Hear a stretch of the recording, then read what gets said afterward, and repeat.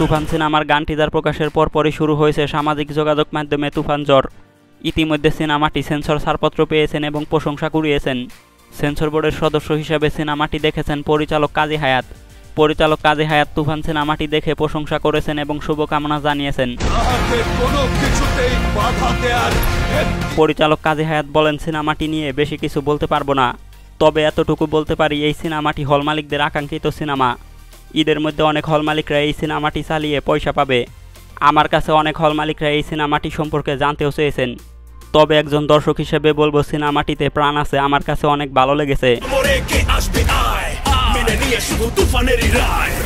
মূলত ঈদে তুফান ইতিহাস গড়তে আসছে বলে ধারণা করা হচ্ছে। তবে তুফানে শাকিব খানের এমন লুক এবং ক্রেজ দেখে ভক্তরাও করছেন প্রশংসা। ভক্তদের অনেকেই বলছেন তুফান অদম্য গতিতে তুফানের মতো এগিয়ে যাবে।